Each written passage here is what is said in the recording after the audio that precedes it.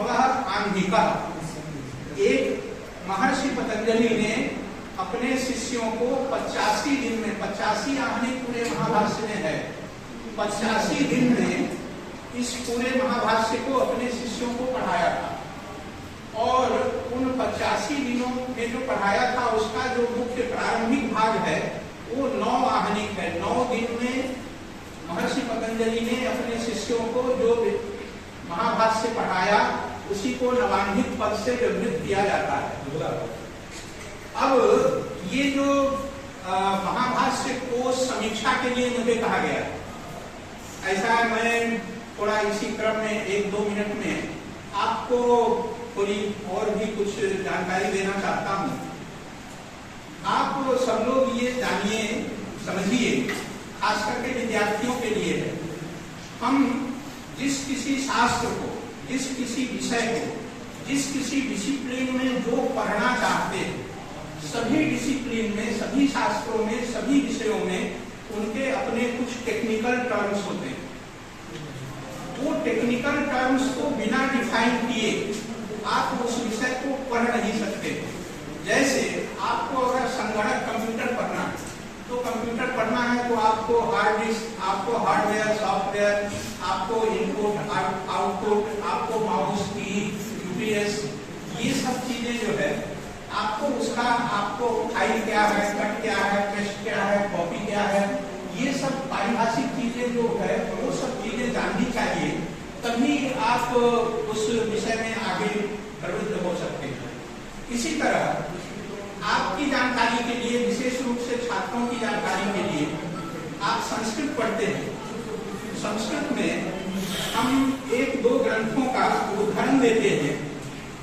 हमारे परम गुरु जी, हमारे यहाँ परम गुरु कहा जाता है, गुरु के जो गुरु हो उनको भी परम गुरु कहते हैं। तो हमारे परम गुरु जी और 20वीं शताब्दी के अपने पूरे देश या विश्व के सबसे बड़े जो दार्शनिक न्याय शास्त्र के विद्वान हुए हैं, आचार्य बद्रीनाथ शुक्ल।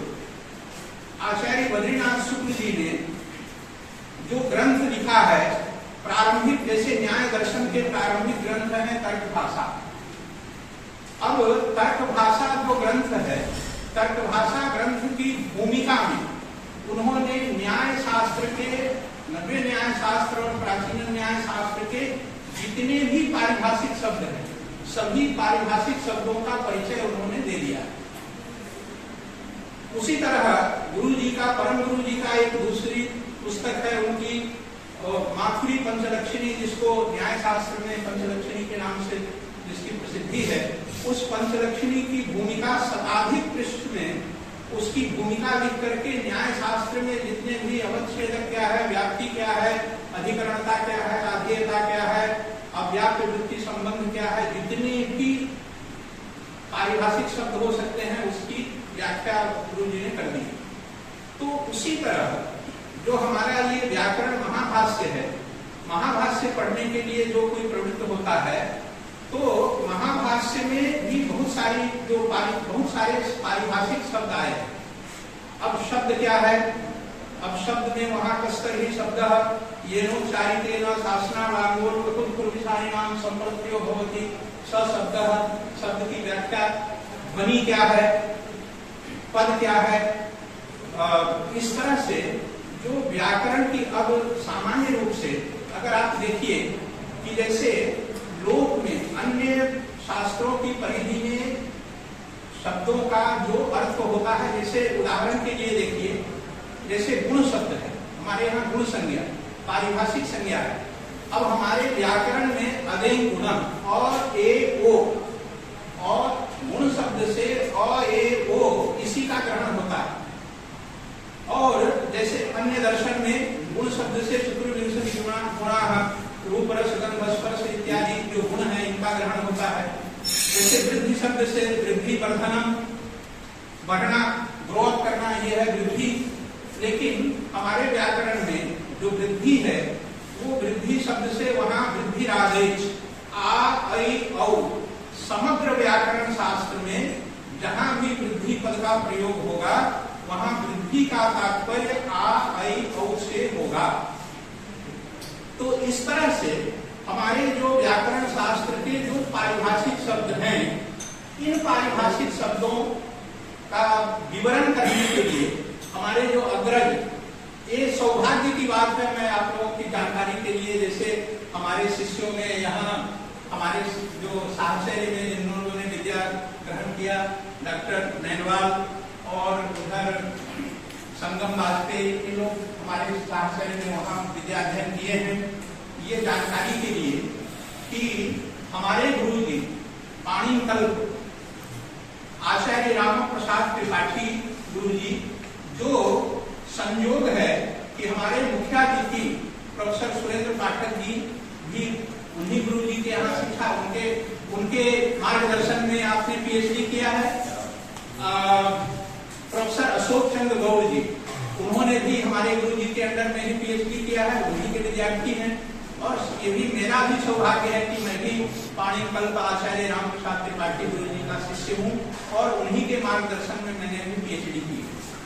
तो कहने का तात्पर्य है कि इन्होंने जो यह भगीरथ प्रयास प्रारंभ किया है प्रोफेसर अशोक चंद्र गौड़ जी ने, कि महाभाष्य के लवान्धिक में जितने भी पारिभाषिक शब्द हैं, बहुत सारे पारिभाषिक शब्द आए, तो वो पारिभाषिक शब्दों का विवरण, उसकी परिभाषा, उसका लक्षण, ये अगर ज्ञात हो जाएगा तो हम अगर महाभाष्य आगे पढ़ते हैं तो फिर हमको वहां पर जिज्ञासा, विवृत क्या है, अकारस्य विवृतोपदेशः किमर्थः। तो जब हम ये पंक्ति पढ़ेंगे, जब हम अयोन सूत्र पढ़ेंगे, तो वहां अकारस्य विवृतोपदेशः किमर्थः, आकार का विवृतोपदेश क्यों किया गया है, तो उस समय हमको विवृत क्या है ये पता होना चाहिए, समृद्ध क्या है ये पता होना चाहिए। तो ये इसके लिए इसी को मन में रख करके प्रोफेसर अशोक चंद्र गौड़ शास्त्री जी ने ये अपनी एक परियोजना ली है आईसीटीआर से, कि इस तरह से जितने भी पारिभाषिक शब्द लवान्धिक महाभाष्य की परिधि में हैं, सभी शब्दों की, सभी की परिभाषा, सभी का लक्षण और सभी का विवरण करें। और इन्होंने अभी जो किया है वो अभी क्रमशः ये आगे करते जा रहे हैं। इनका जो कार्य है, इससे जो अध्येता होंगे, इनसे आगे जो अध्येता होंगे, देखिए अब आज का जो समय है, जैसे हम लोगों ने महाभाष्य पढ़ा, उस समय कोई इस तरह का महाभाष्य पारिभाषिक कोश इस तरह का नहीं था।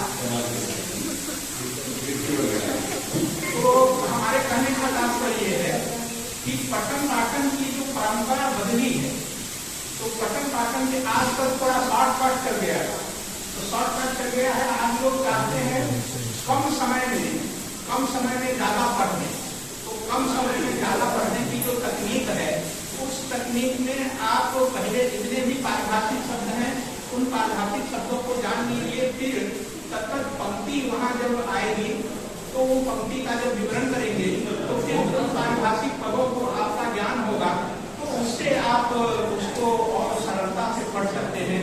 तो ये प्रयोजन है और इन्होंने बहुत लिखा है, उसकी सबकी समीक्षा कम समय में नहीं हो सकती है, लेकिन आप सभी अध्येता हैं, उसको इस तरह का